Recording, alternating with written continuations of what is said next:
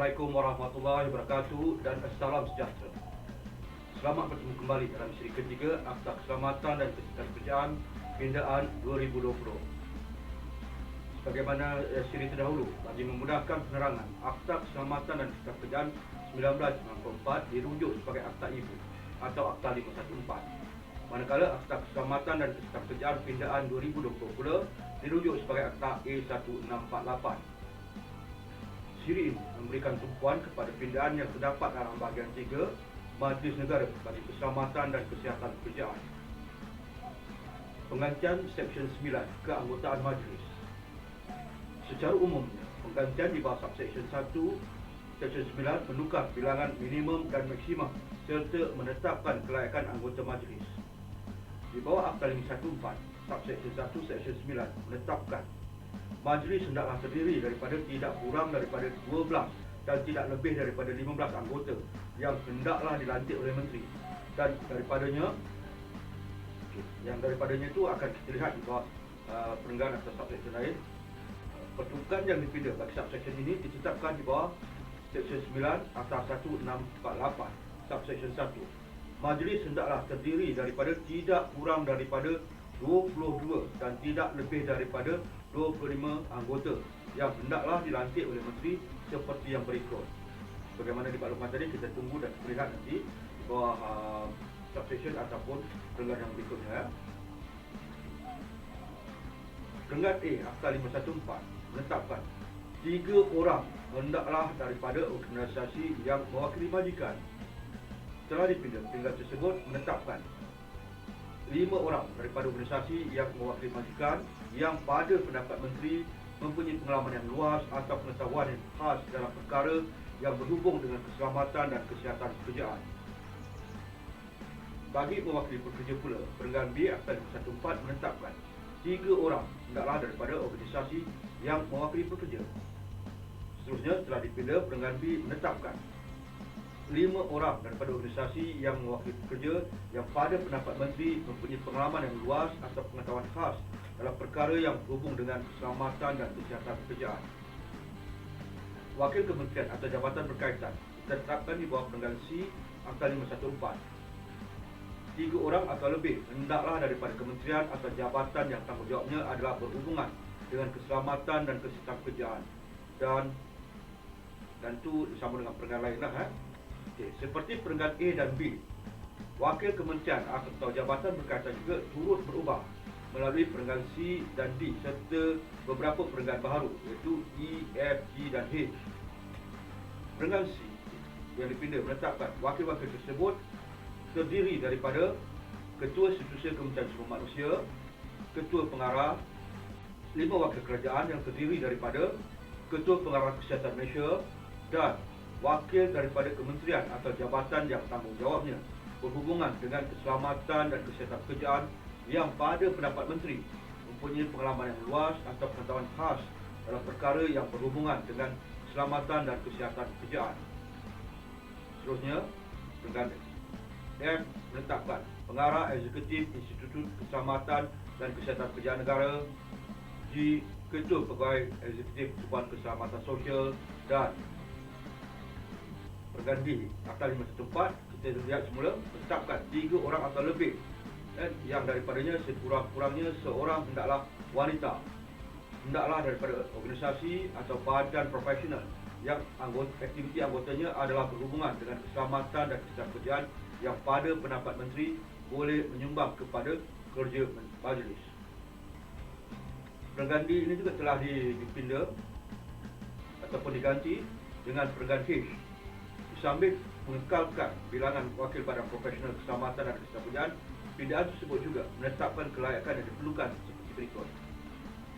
3 orang atau lebih yang daripadanya sekurang-kurangnya seorang hendaklah wanita daripada organisasi atau badan profesional yang anggotanya berkaitan dengan keselamatan dan kesihatan pekerjaan dan yang pada pendapat Menteri mempunyai pengalaman yang luas atau pengetahuan khas dalam perkara berhubungan dengan keselamatan dan kesihatan pekerjaan.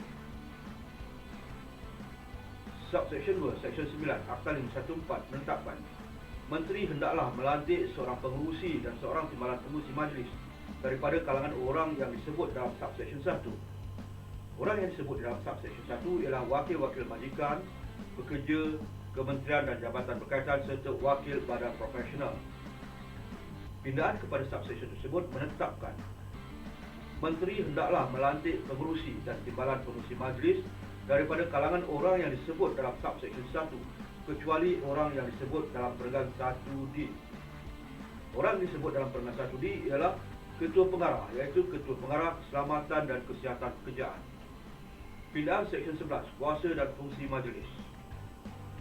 Seksyen 10 Akta A 1648 menetapkan pindaan bagi Seksyen 11 Akta 514 Subseksyen 2, yang mana peruntukan di bawahnya ialah di bawah perenggan I, pembangunan rancangan dan kemudahan pemulihan untuk membantu orang yang cedera di tempat kerja, dan nokta di hujungnya.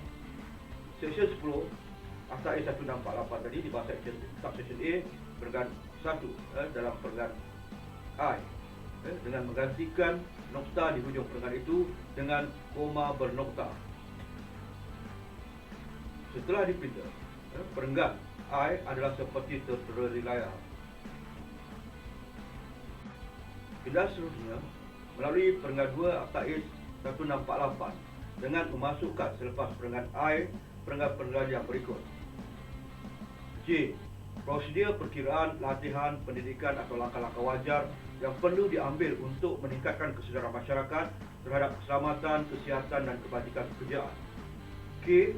Bidang penyelidikan, keselamatan dan kesihatan pekerjaan yang akan dibangunkan oleh institusi yang relevan dan penerbitan hasil penyelidikan itu. L. Pembangunan dan pewujudan suatu mekanisme untuk menjana, memproses, menyimpan dan menyebar maklumat tentang keselamatan, kesihatan dan kebajikan pekerjaan. Seterusnya, melalui perenggan B Akta A 1648, pindaan dibuat dengan memasukkan selepas subsection 2 subsection yang berikut, iaitu subsection 3, majlis hendaklah menyelaraskan semua perkara dan aktiviti yang berhubungan dengan keselamatan dan kesihatan pekerjaan yang dilaksanakan atau dijalankan oleh kerajaan. Pindaan Seksyen 12, pelantikan setiausaha kepada majlis. Seksyen 11 Akta A 1648 menetapkan pindaan bagi Subseksyen 1 Seksyen 12 Akta 514. Peruntukan di bawah pindaan tersebut ialah Subseksyen 1, menteri hendaklah melantik seorang pegawai awam daripada pejabat ketua pengarah menjadi setiausaha kepada majlis. Setelah dipinda, peruntukan subseksyen tersebut adalah seperti berikut. Ketua pengarah yang merupakan anggota majlis di bawah perenggan 9/1/D hendaklah menjadi setiausaha kepada majlis. Jadi jelaslah, hanya ketua pengarah keselamatan dan kesihatan pekerjaan yang boleh menjadi setiausaha kepada majlis. Pindaan Seksyen 14, laporan tahunan. Peruntukan di bawah Seksyen 14 Akta 514 menetapkan majlis hendaklah dengan seberapa segera yang praktik selepas 30 Jun tetapi sebelum 31 Disember setiap tahun menyediakan dan mengemukakan kepada menteri laporan aktivitinya bagi tempoh 12 bulan yang berakhir pada 30 Jun setiap tahun. Melalui Seksyen 12 Akta A 1648 ia dipinda dengan perenggan A menggantikan perkataan dengan seberapa segera yang boleh dipraktikkan selepas 30 Jun tetapi sebelum 31 Disember setiap tahun dengan perkataan selepas 31 Disember tetapi sebelum 31 Mac tahun yang berikutnya, dan perenggan B dengan menggantikan perkataan 30 Jun dengan perkataan 31 Disember. Setelah dipinda, Seksyen 14 hendaklah dipetik seperti berikut. Majlis hendaklah selepas 31 Disember tetapi sebelum 31 Mac tahun yang berikut menyediakan dan mengemukakan kepada menteri laporan aktivitinya bagi tempoh 12 bulan yang berakhir pada 31 Disember setiap tahun. Sehingga di situ pindaan untuk bahagian 3. Sekian untuk siri ini. InsyaAllah siri berikutnya akan mengutarakan pindaan yang lebih menarik, iaitu kenaan dengan bahagian 4, kewajipan am, majikan dan orang yang bekerja sendiri. Kepala bahagian tersebut telah dipinda sebagai bahagian 4, kewajipan am, majikan, orang yang bekerja sendiri dan prinsipal. Sudahi dengan wabillahi taufiq wal hidayah. Wassalamualaikum warahmatullahi wabarakatuh dan salam sejahtera.